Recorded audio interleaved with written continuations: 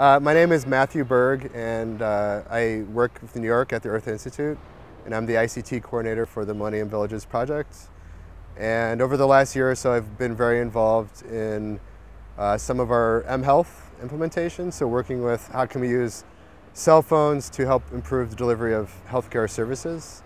And through that, I was involved in the initial team that worked in Sari, Kenya to develop the initial ChildCount system. The reason why we kind of decided to build ChildCount was that we saw a need in trying to systematize approaches for community health. I think we realized that one of the reasons why there's failures in community health, so when I say community health, it's using community healthcare workers in stable communities that have assigned households to deliver basic health services. And especially, we really wanted to focus on children under 5 initially, and now we're looking at maternal health, so pregnant women. We needed to identify children under our target groups. We kind of realized we're having the highest rates of mortality were children under 5 and mothers that died during pregnancy. And then children lost during pregnancy too. So those are kinds of the key groups. And one of the areas we kind of realized is there's a knowledge gap where we just don't know why some children are dying, and we just don't know every case when there's malnutrition in the community or every case when there's diarrhea or malaria. So one of the things we wanted to do is create the idea of creating a registry of all patients. So we would systematically go through community and try and register every kid. That's not something we actually set out in the beginning to do. In the beginning, it was a project designed to support community-based management of acute malnutrition. So that's where you take the MUAC of a child, and if you notice a child has acute malnutrition, we would refer them to a clinic, give them Plumpy Nut, and kind of follow that process. So initially, we were just looking to identify sick children and figure out a way of improving that process. When we worked in our site in Kenya, Dr. James Wero, who's the health coordinator there, really made a good assumption and said that we should reuse this to register all children. And that's kind of became the basis of what we call a child count, because every child counts. And it provides us the foundation or a registry, a living registry of all the children in our community. So using that approach, we were able to register 9,500 kids, which is about 96% of the children in that community. We have, I think it's 6 goals if you add in the plus, which is the maternal health. One is register all children under 5 and all pregnant women.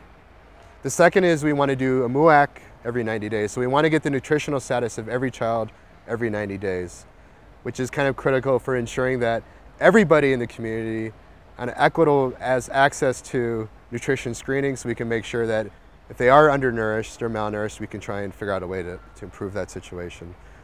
The other thing we want to do is ensure proper full immunization support for children. So we want to make sure that a child gets all their vitamin A shots, their BCG, and all the other proper immunizations they need from 0 to 5. We also want to look at just making sure we cover the treatment for the main causes of death in children, which is fever, so malaria, diarrhea, and pneumonia.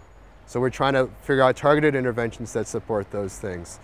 The last element now is registering pregnant women and making sure we follow their pregnancy to term, basically. So there's kind of this idea of, by having a living registry, every time we do something like a vaccine drive, a measles campaign, we can make sure that every child registered in the community gets the shot, the measles vaccine as they should. So that's one of the elements. The other element we realize we need to focus on is strengthening the linkages to clinics, so the referral process. So when you do encounter somebody that's ill in a community, we can help improve the process of ensuring that they do get the treatment, the care they need at a clinic, or if a mother brings a child to the clinic and goes sent back home, we want to close the link so the community healthcare worker, which is there to support those families, knows that the child is ill in the first place. So trying to close these communication gaps that exist naturally through using technology and just kind of closing that communication gap. So moving forward, I think our goal is, the goal of our system is really want to systematize the way our community healthcare workers deliver their community-based services. And I think sometimes technology is nice because it forces you to simplify what you do and encapsulate it with a little bit of technology that helps, if you use the same type of reporting and the same type of systematic approach to tackling a problem, it can help improve the efficiencies, we hope, of a system.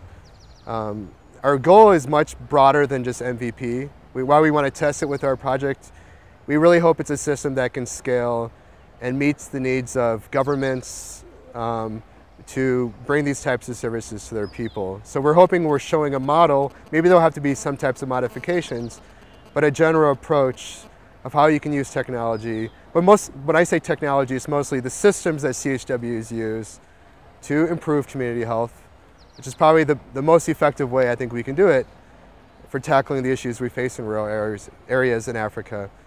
But really just come up with a packaged solution where the technology supports the implementation of the services in a way that a government can take it, modify it for their needs, and then roll it out for much broader CHW programs.